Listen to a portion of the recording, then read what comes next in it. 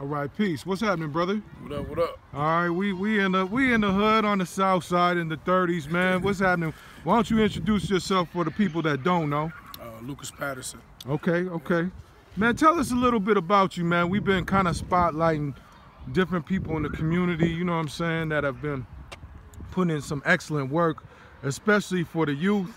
Talk a little bit about yourself and what you do, man. Well, I started up a program in '09 called Future Academic Ballers.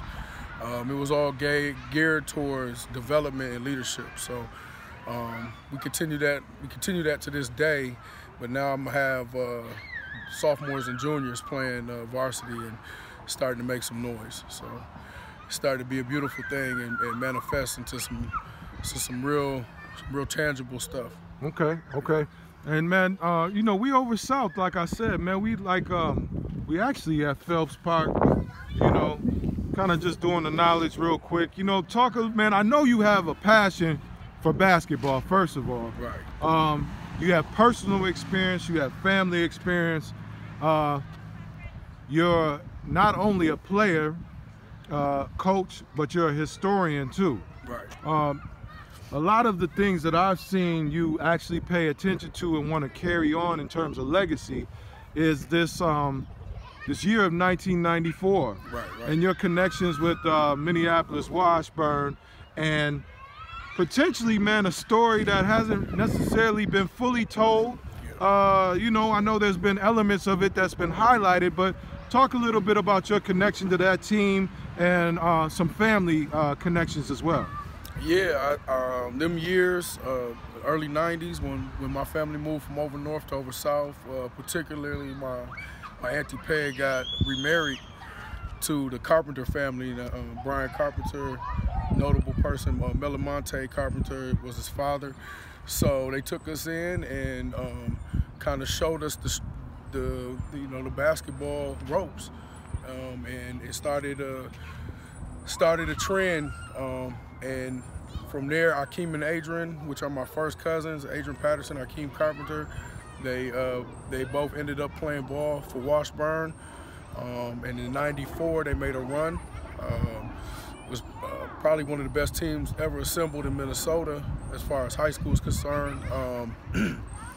We built off of that, and then the energy that was within that whole time frame from when we came over south to when they won state to, you know, delivering Troy Bells and Ben Johnsons and myself, Adam Boone's, we all came up under that umbrella, and nobody really knows that story but the people that were in it or around it at that time. So. Okay. And you know, like in basketball, yeah, you actually bring up a good point, brother, because you know, and you could get loose too, man. Yeah, dribble, shoot, do whatever you need to do. You feel me? Because you know what it is. But in basketball, man, a lot of people talk about the north side. You know what I'm saying? A lot of love gets shown, you know what I'm saying, to the north side, and deservingly so. Right. You feel me? Because that is the mecca of blackness, if we were to say one, in the state of Minnesota. But you know, there's also historic black communities on the south side, black community on the south side as well. And so that year, 1994, was really symbolic. So basically what you're saying is, you were a shorty. How old were you in 1994 when you was watching that? I was 12. You was 12 years old? 12. And you had family members on the team? Yes. And so that inspiration was kind of like really instrumental to even you. Oh yeah, no doubt. Okay. Yeah, no doubt. Okay. And in a little spiritual element, you know, my aunt had 3 kids, Akeem, Lando, and Stacy. And then when you fast forward the history to, you know, the future to where I'm at, I got 3 kids, and they're the same exact ages apart as my Auntie Peg's 3 kids, which is London, Jalen, and Lakai. So kind of mirrors, man. It kind of shows you how history repeats itself and gives you them opportunities to transcend it. Yeah, no doubt. Yeah. And before we take our first break, because we're going to spend probably about 2 more of these joints, and we're going to keep the attention span ripe, you know what I'm saying? Right. Keep these breaks real nice. You know, that's what we do when we preserve history. But how important is it to like document our movements, document not only these important issues and accomplishments in the sports community, but just in general. You know what I'm saying? Well, I think it's important to know your history just from a historical past and present type standpoint and future, because it always cycles back through.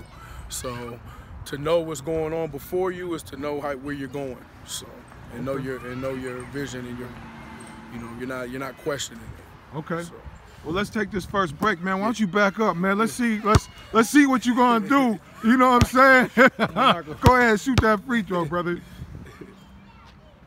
Okay, we're gonna be back though. We're gonna let you work on that. That's right.